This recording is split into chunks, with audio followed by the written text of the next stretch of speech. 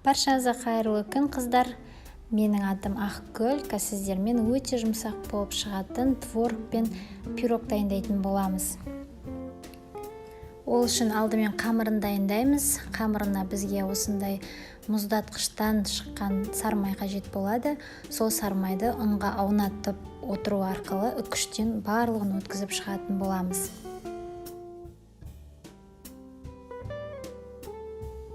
Қамырымыз мінекей осындай үгітілмелі крошки болуы тиіс.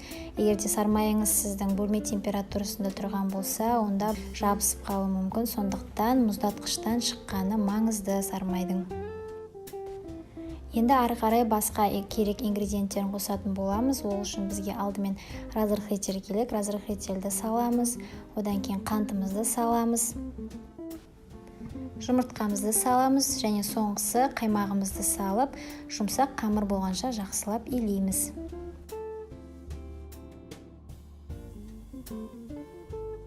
Мінекей қыздар, осындай жұмсақ әдемі қамыр шығады. Егерде қамыр сәл-сәл қолыңызға жабысып тұрса, ештеңе етпейді, оған ұнны қосудың қажеті жоқ. Қазір табаға орналастыру барысында ұнды қосу арқылы жайып шығатын боламыз. Сондықтан дәл осындай күйде салафанға салып, бір 30 минуттай тоңазытқышқа, яғни холодильникке салып демалдырып аламыз. Қамырымыз жарты сағат демалғанша ішіне салатын начинкасын дайындаймыз. Ол үшін бізге творог керек. Творогтың үстіне қант саламыз, оның үстіне жұмыртқасын саламыз және соңғы қаймағын салып, барлығын жақсылап араластырамыз. Егерде блендер болса, блендермен араластырсаңыз да болады, болмаса осылай шанышқымен де араластырсаңыз болады. Мінекей қыздар, осымен біздің начинкамыз дайын.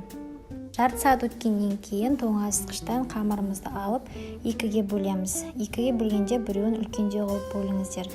Өйткені ол астына кететін болады. Және оны өзіміздің формамызға қарай жаятын боламыз.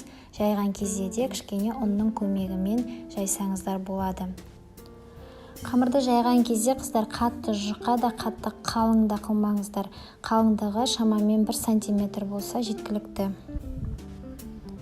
Мінекей қыздар, мен өзімнің формама қарай қамырымды жайып шықтым. Енді осы формаға пергамент қағазын төсеп, үстіне қамырымды жақсылап орналастырып шығамыз. Мінекей осылай қамырымызды біркелкі етіп орналастырып болған соң, үстіне начинкасын саламыз.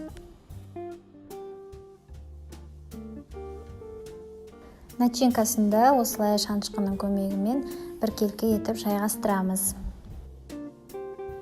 Енді қамырымыздың қалған бөлігін ұнның көмегімен дәл жаңағыдай етіп жайып шығамыз.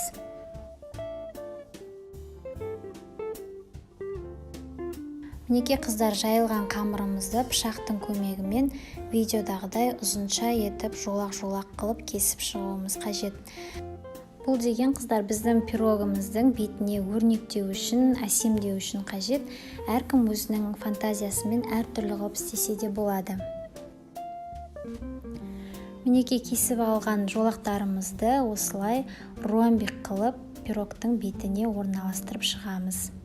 Жолақтардың барын орналастырып, өрнектеп болғаннан кейін 180 градуста 30-35 минутқа пісіріп аламыз. Мінекей қыздар, осымен біздің пирогымыз дайын. Осылай әдемі болып қызарғанша пісіреміз. Пісіру барысында сүзбеміз, яғни творогымыз кішкене осылай көтеріледі. Міндетті түрде дайындап көріңіздер, қыздар, өте жұмсақ, өте дәмді болып шығады. Назарларыңызға рахмет.